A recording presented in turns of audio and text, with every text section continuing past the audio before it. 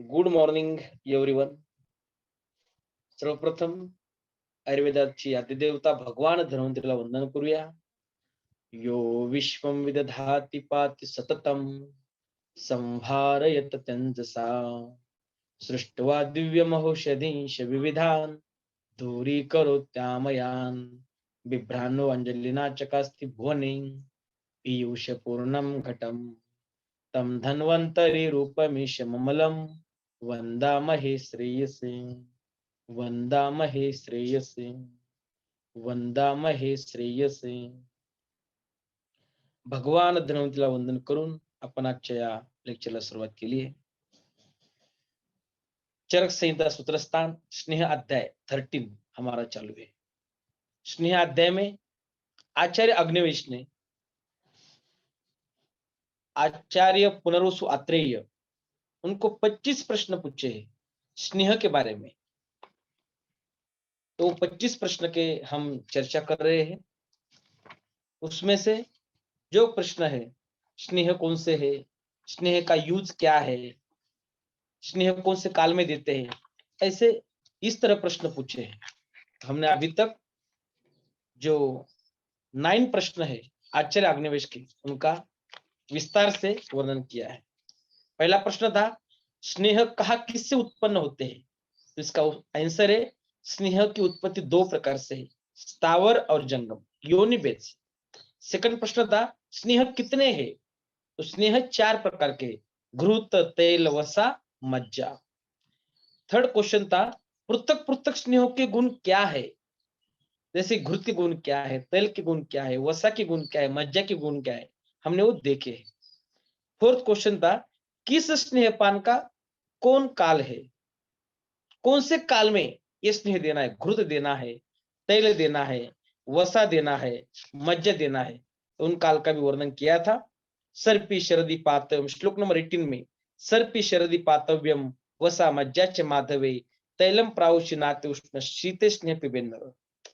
जब शरद ऋतु है तो सर्पी का पान करें. वसा मज्जाच माधवे वैशाख में वसा और मज्जा का पान करने के लिए बताया है. और प्राउड ऋतु में तैलम प्राउषि, प्राउड ऋतु में तेल का पान करने के लिए बताया है. इस क्वेश्चन का आंसर था. फिफ्थ क्वेश्चन था किस स्नेह का क्या अनुपान है. इसके बारे में भी हमने चर्चा की है किस स्नेह का क्या अनुपान है. तो हमने देखा था कि श्लोक नंबर 22 में जलम उष्णम घृतम पेयम युषस्तैल अनुशस्यते वसा मध्यस्तु मंडस्यात् श्रेय उष्ण थांबोवा. तो जलम उष्णम घृतम पेयम जो 4 स्नेह है घृत, तेल, वसा और मज्जा. तो घृत का अनुपान है उष्ण जल. जलम उष्णम घृतम पेयम युषस्तैल अनुशस्यते, तेल का अनुपान बताया है, युष बताया है. और वसा मध्यस्तु मंडस्यात्, वसा और मज्जा का अनुपान मंड बताया है. और ये सब कुछ नहीं मिले तो सभी का अनुपान सर्वे उष्णम यथाम्बुवा, सभी का अनुपान उष्ण जल बताया है. Important, very important in entrance. अगला क्वेश्चन था 6 नंबर का स्नेहों की कितनी और कौन कौन सी विचारणाएं है, कल्पनाएं है, प्रिपरेशंस. तो हमने कल देखे स्नेह की प्रविचारणा कितनी और कौन सी है. तो स्नेह की प्रविचारणा 24 है, हम सभी को पता है. ओदन श्लोक नंबर 23, 24, 25 देखो. स्नेह अध्याय 13वें अध्याय में ओदनस्य विलेपी च रसो मांस पयो दधी यवागु सुपशाको च युष कामलिक खड सक्त बस्ती तिलपिष्टम च मध्यम लेहास्तथैव च भक्षम अभ्यजनम बस्ति तथा च उत्तर बस्तय गंडुष कर्णतैलम च नस्तम कर्णाक्षतर्पणम चतुर्विशंतरित्येता स्नेहस्य प्रविचारणा. तो स्नेह की प्रविचारणा 24 है, उसमें से 16 आभ्यंतर हम प्रविचारणा सेवन करने वाले, और इसमें से 8 जो बताया है वो बाह्य है, इसका पंचकर्म का उल्लेख है. जैसे कि हमने देखा है स्नेह की प्रविचारणा में 16 जो है उसमें बताया है ओदन विलेपी यवागु युष सूप रस मांस पय दधी शाक कामलिक खड सत्तु तिलपिष्ट लेह भक्ष्य. हमारे शरीर में ये 16 तरह से हम स्नेहन करने वाले हैं. और जो 8 बताया है, बस्ती, उत्तर बस्ती, गंडूष, कर्णतेल, नस्य, तर्पणांजन और अभ्यंग, बाह्य मार्ग से भी हम स्नेहन करने वाले हैं। स्नेह प्रविचरण यानी स्नेह किसी के तो साथ हमारे शरीर में जाना चाहिए, तो 24 प्रकार का है बताया है। उसमें हम ये भी देखा कि स्नेह की एक मुख्य कल्पना है, जिसे केवल स्नेहपान करना, उसे अच्छे स्नेहपान कहते हैं। अच्छे पेस्तु यह स्नेहो न तमाहुर विचारणाम स्नेह से विषदृष्ट कल्प प्राथम कल्पित। स्नेहाची मुख्य कल्पना, जिसे अच्छे स्नेहपान कहते, इसे केवल स्नेह लिया जाता है, उसके साथ कोई दही रहता नहीं, उदन रहता नहीं, विलेप रहता नहीं, कोई मांसरस रहता। ये स्नेह जो है वमन विरेचन के लिए हम यूज करते, शोधन स्नेहपान। समझ में आया? उसके साथ साथ हमने 64 प्रकार की भी परिविचारणा देखी है, तो रस भेद के अनुसार है। जैसे हमारे षड्रस है, मधुर, अम्ल, लवण, कटु, तिक्त, कषाय। 6 रस के अनुसार 63 रस भेद के अनुसार 63 प्रविचारणा कही है, और एक अच्छ स्नेह, ऐसे मिला के 64 हो गए। तो 64 प्रकार की भी प्रविचारणा है। एग्जाम में ऐसा प्रश्न आता है कि स्नेह प्रविचारणा कितने हैं, तो रस अनुसार प्रविचारणा पूछा तो 64, और सिर्फ स्नेह प्रविचारणा पूछा तो 24। इसके ऊपर एग्जाम में प्रश्न आ चुका है। उसके बाद अगला क्वेश्चन था, कितनी मात्रा में स्नेह पीना चाहिए? श्लोक नंबर 8। हमने कल देखा रसीसी मात्रा, रस्व मात्रा, मध्यम मात्रा और उत्तम मात्रा, ये 4 प्रकार है स्नेह की। उनके लक्षण दिए हैं, उनके गुण बताए हैं, किसके लिए योग्य है, तो हमने ये कल विस्तार से वर्णन किया है। श्लोक नंबर 31, 32, 29 में, 35, 36, 33, 34, 37, 38, 39, 40 में उनका वर्णन कल किया है। तो आगे हम आज चलने वाले हैं श्लोक नंबर 42, 43। तो अगला क्वेश्चन है, स्नेह की कितनी मात्रा किन किन रोगों में दी जाती है? तो हमने देखा रस्सी, रस्व, मध्यम, उत्तम, और चतुर्वी स्नेह में कौन किसके लिए हितकारी है, ये अगला क्वेश्चन है।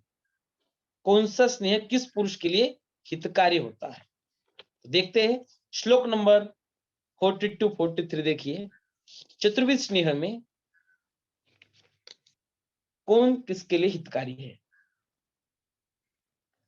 वात पित्त प्रकृतयो वात पित्त विकारिणः चक्षुः कामः शताक्षीणाः वृद्धा बाल तथा अबलाः आयु प्रकर्षम कामाश्य बलवर्ण सुरार्थिनः पुष्टि कामाः प्रजा कामाः सौकुमार्यार्थिनश्चये दीप्तोज स्मृति मेधाग्नि बुद्धि इंद्रिय बलार्थिनः पिबेयु सरिपरार्ताश्य दाह शस्त्र विषाग्नि भी चतुर्विष्णीय सर्पी मज्जा वसा तैल। तो घृत सेवन की योग्य व्यक्ति कौन से है?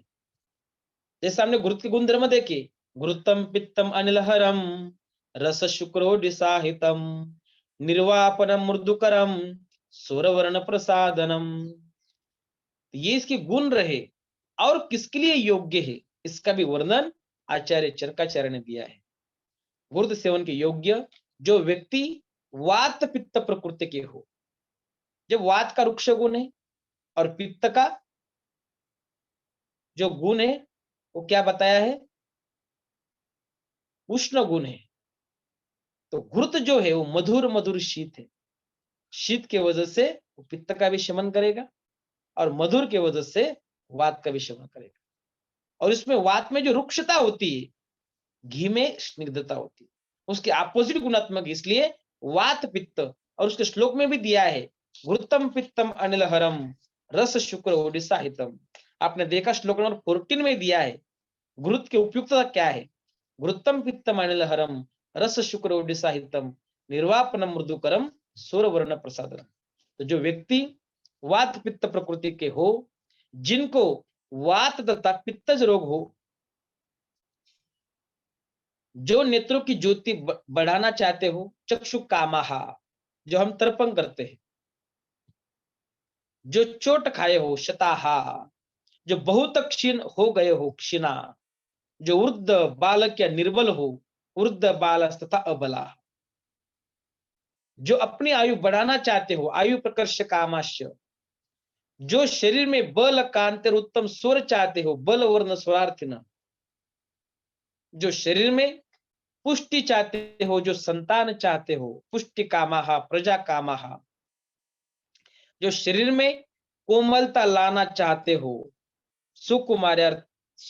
सुकुमार्यार्थी निश्चय, जो मुख पर दीप्ति ओज स्मृति धारण शक्ति बुद्धि इंद्रिय शक्ति और बल को बढ़ाना चाहते हो दीप्त ओज स्मृति मेधाग्नि बुद्धि इंद्रिय बलार्थिन, जो अग्नि से शस्त्र से कटने से विष से और दाह से व्याकुल हो उन्हें घृतपान करना चाहिए। पिबेयु सरिपरार्थाश्य दाह शस्त्र विषाग्नि।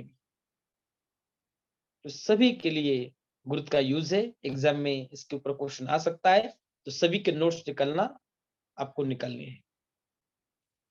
तेल सेवन योग्य रोगी, अभी तेल के गुणधर्म देखिए एक बार श्लोक नंबर 15 में, मारुतग्नम नच श्लेष्म वर्धनम तो नच श्लेष्म वर्धनम बलवर्धनम त्वच मुष्टम स्थिरकरम तैलम योनि विशोधन।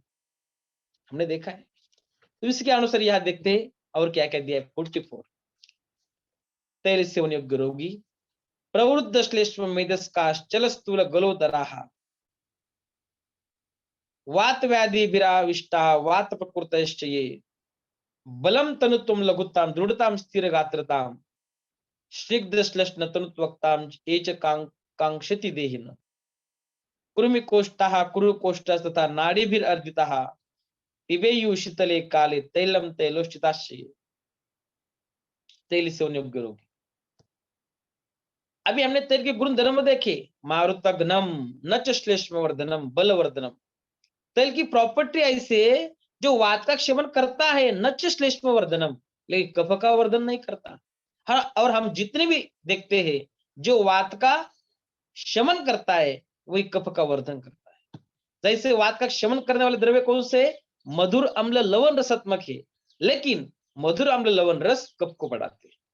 लेकिन तेल की ऐसी प्रॉपर्टी है जो वात का क्षमन करता है लेकिन कफ को बढ़ा नहीं देता।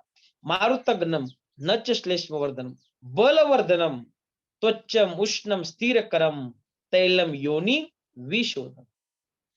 तो जिनके शरीर में कफ और मेद बड़े हो, जो बहुत मोटे हो, जिनके गल और उदर में इतना अधिक मांस बढ़ गया हो कि चलते समय हिलता हो, जो वात रोग से ग्रस्त हो, जो वात प्रकृति के हो, प्रवृद्ध श्लेष्म मेदस्का चल स्थूल गलोदराः वात व्याधि विराविष्टा वात प्रकृतश्च।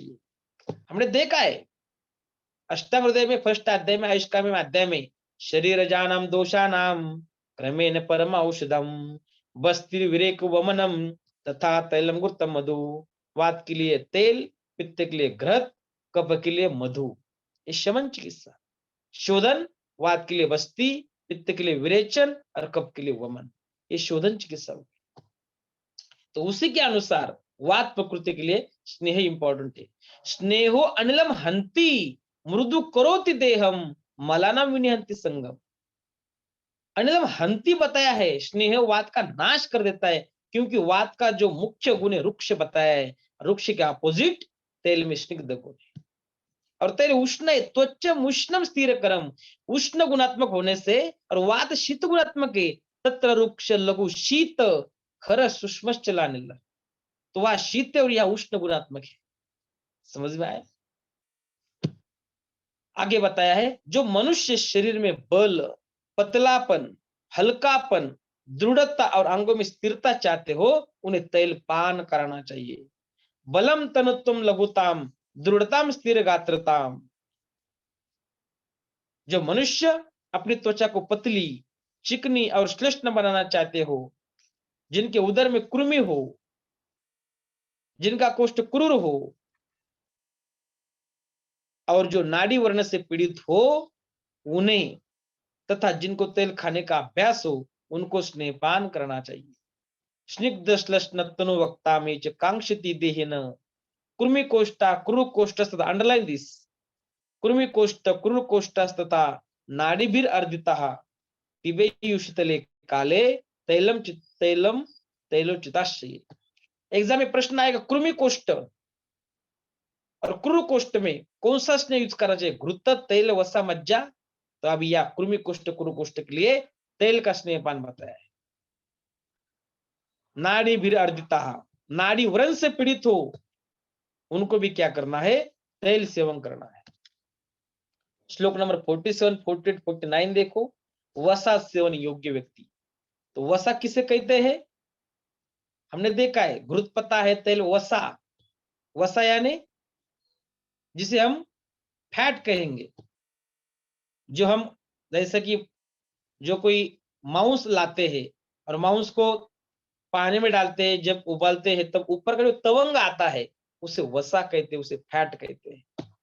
और उस वसा का यूज क्या है, हमने श्लोक देखा है, श्लोक नंबर 16 में वसा के गुण, विद्ध भग्न हत भ्रष्ट योनि कर्ण शिरोरुजि पौरुष्य उपचय स्नेहे व्यायाम चिष्यते वसा। श्लोक नंबर 16 में दिया है कि वसा का उपयोग विद्ध, विद्ध यानी शरीर में कटे कुचले, भग्न कांड भग्न या संधि भग्न होने पर, भ्रष्ट योनि चोट लगने से, स्थान से च्युत होने पर, योनि तथा कर्ण में एवं शिरश्रु होने पर लाभप्रद होती है।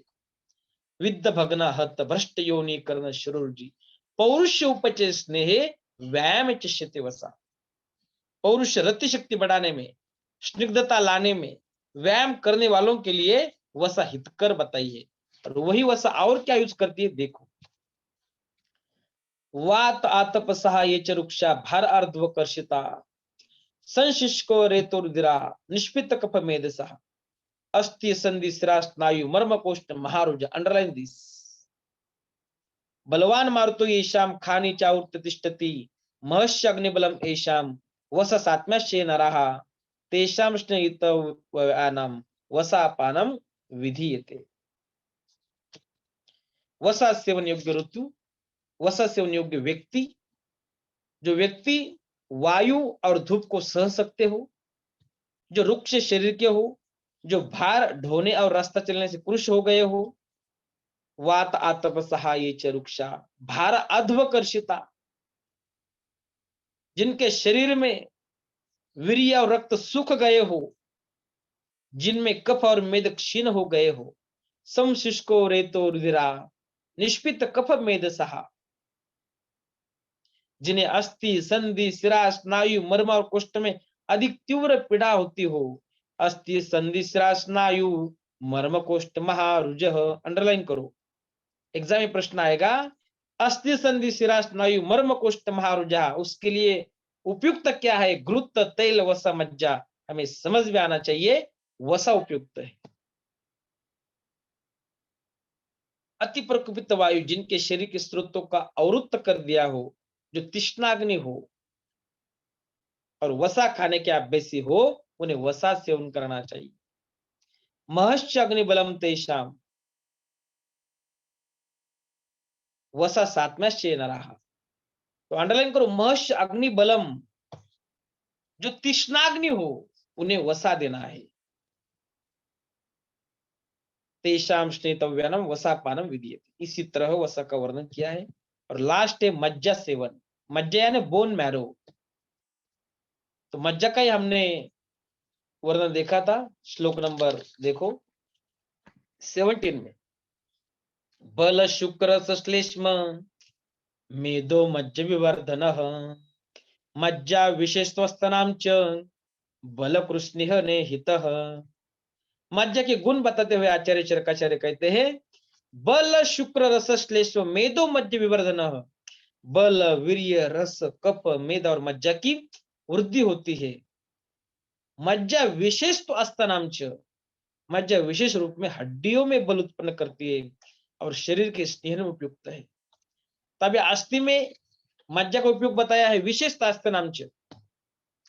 और एग्जाम में ऐसा आ गया, अस्थि संधि शिरा स्नायु मर्म कोष्ठ महारुज। आप आपको लगेगा अरे अस्थि तो इसमें है मज्जा में, अरे तो वसा का श्लोक में आया है, तो कैसा आया है ये सबसे पहले देखने का,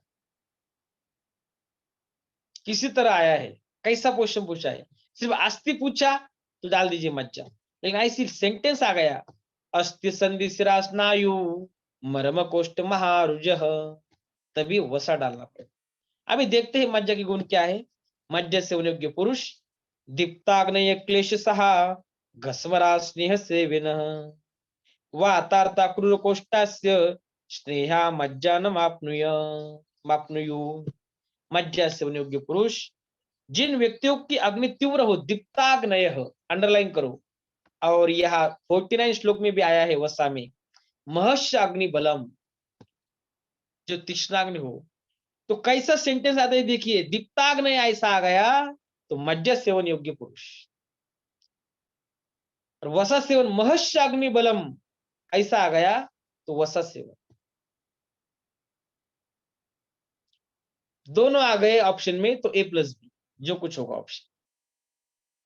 जिन व्यक्तियों की अग्नि तीव्र हो, जो क्लेशों को सहन कर सकते हो, क्लेश सहा, घस्मराहा, जो बहुत अधिक मात्रा में भोजन करते हो, घस्मरा, स्नेह सेवन, जो सदा स्नेह सेवन करते हो, वातार्ता क्रूर कोष्ठास्य, जो वात रोग से पीड़ित हो, और जो व्यक्ति क्रूर कोष्ठ वाले हो।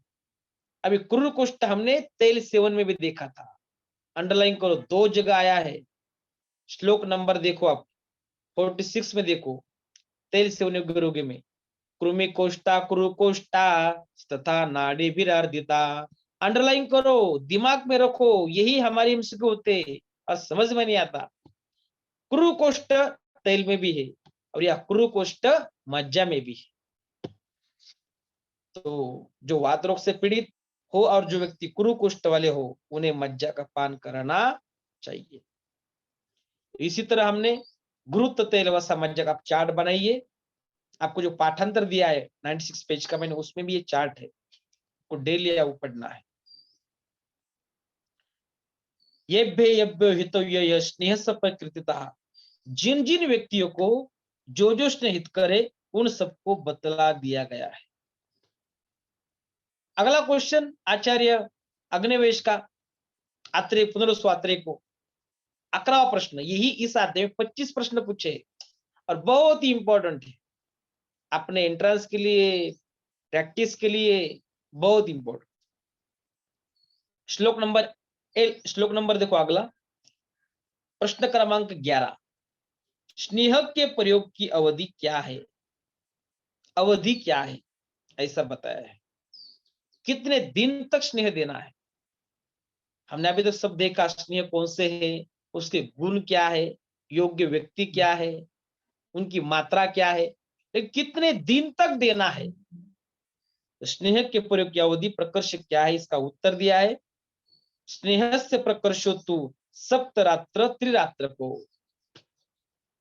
स्नेहन करने का प्रकर्ष अधिक से अधिक कालमान 2 प्रकार का है, एक तो 7 रात्रि और दूसरा है 3 रात्रि, अर्थात जिनका कोष्ठ बहुत कड़ा हो उनको 7 दिन तक, और जिनका कोष्ठ मृदु हो उनको 3 दिन तक स्नेहन कराना चाहिए। 3 और 7 दिन का स्नेहन कोष्ठ की स्थिति पर निर्भर है।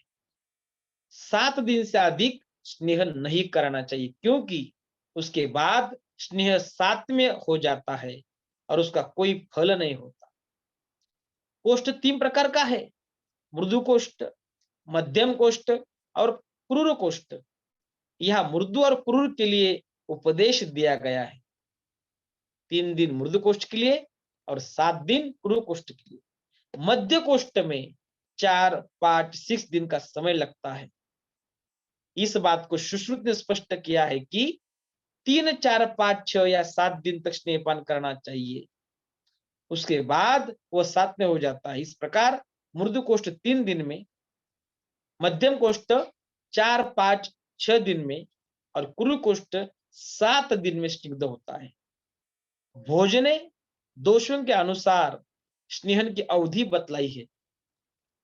कफ का रोगी 3 दिन, पित्त का रोगी 5 दिन और वात का रोगी 7 दिन तक स्नेहन करे, उसके बाद स्नेह साथ में हो जाता।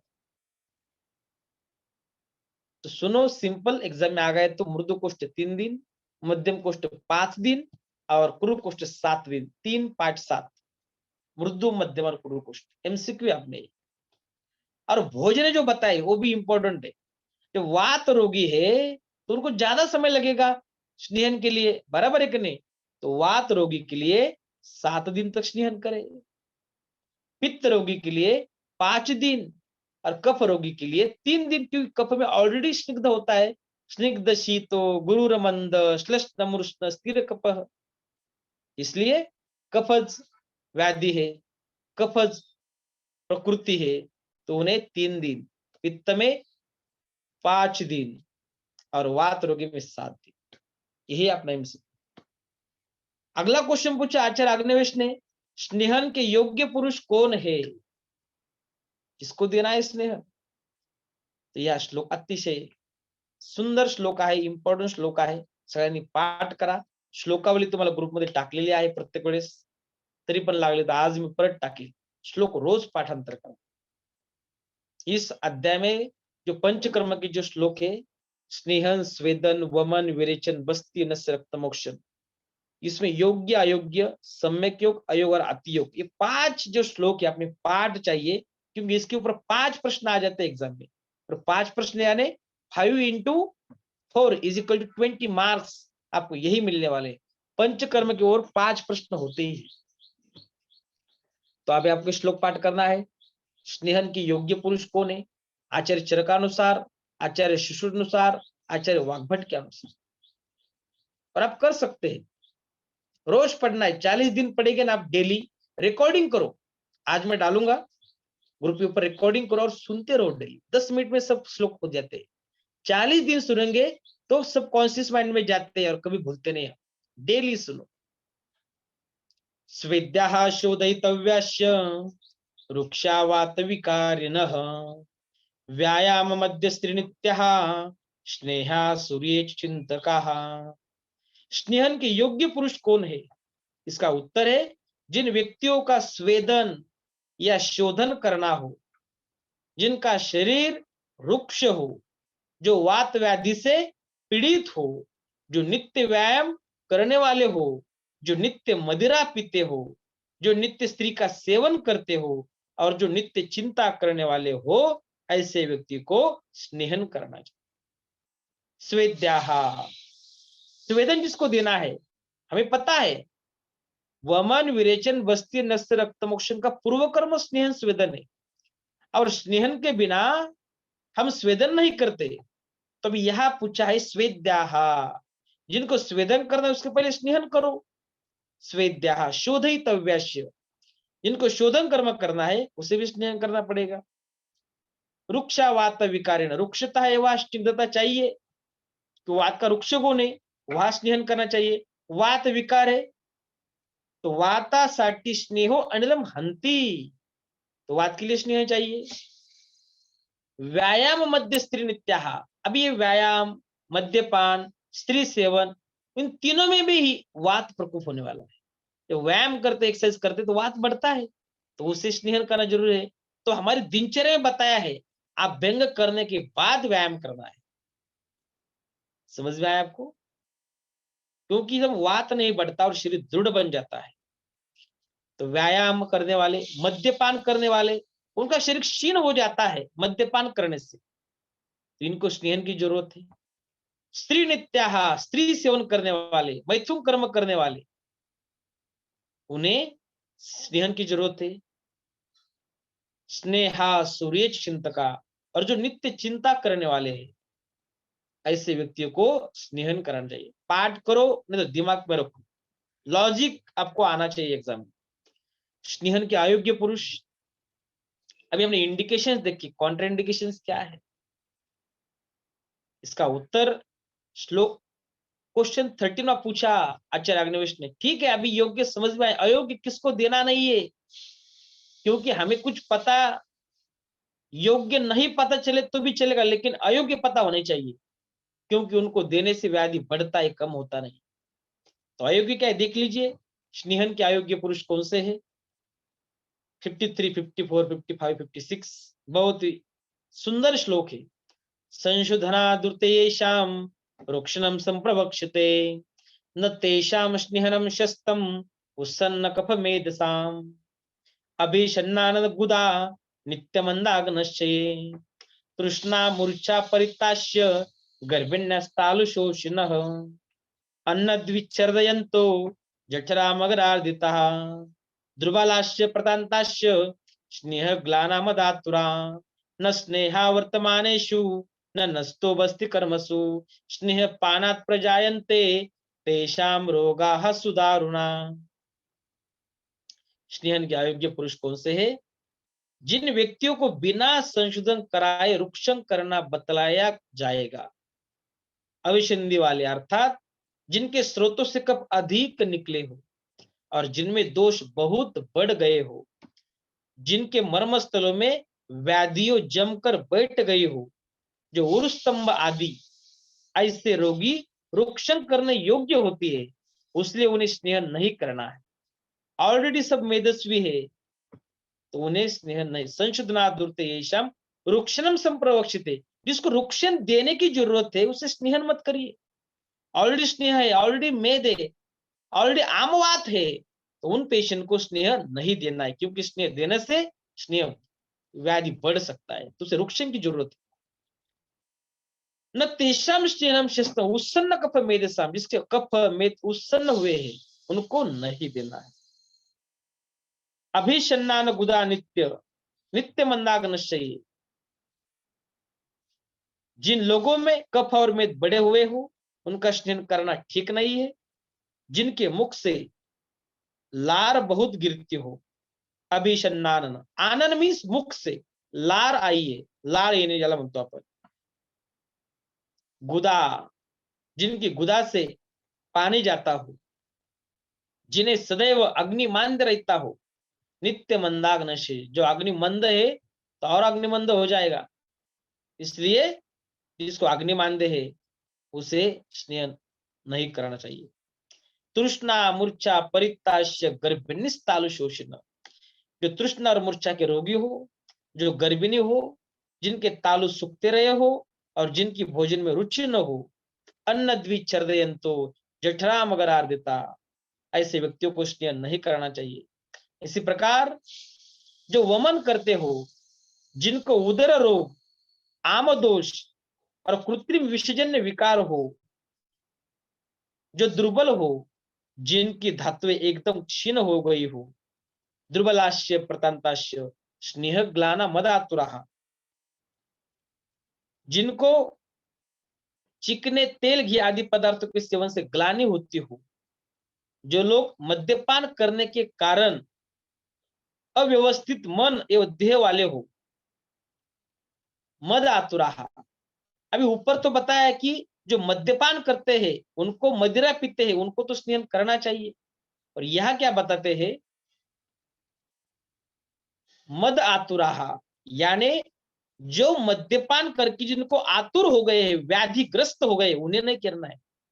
जो मद्यपान कर लेकिन ठीक है, उनको स्नेहपान हम दे सकते हैं, लेकिन मद आतुरा ऐसा वर्ड आया तो स्नेह के लिए वो अयोग्य है। जो लोग मद्यपान करने के कारण अव्यवस्थित मन एवं देह वाले हो, उनको मद्यपान, उनको स्नेहपान नहीं करना। जिनको नस्य दिया जा रहा है और जिनको बस्ती कर्म किया जा रहा हो, ऐसे व्यक्तियों का स्नेहपान नहीं करना चाहिए। न स्नेहा वर्तमानेषु न नस्तो बस्ती कर्मसु, जिनको नस्य कर्म, न स्नेहा वर्तमानेषु नस्तो बस्ती कर्मसु स्नेह पानत प्रजायन्ते तेषाम रोगा सुदारुणा। अब जिनका नस्य हो चुका है, बस्ती भी हो चुके, उसको तुरंत स्नेह देने की जरूरत नहीं, क्योंकि नस्य के लिए और बस्ती के लिए पहले आपने स्नेह दिया है ऑलरेडी, उसको देने की जरूरत नहीं है। जिसको कोई कर्म किया है अभी, उनको स्नेह की जरूरत नहीं है। ऐसे व्यक्ति को स्नेहपान नहीं करना चाहिए। यदि असावधानी या स्नेहपान बताए, स्नेहपान का चालू है, और ऐसे व्यक्तियों को स्नेहपान नहीं करना चाहिए। यदि असावधानी या प्रमाद से जिनके लिए स्नेहपान का निषेध है, उन्हें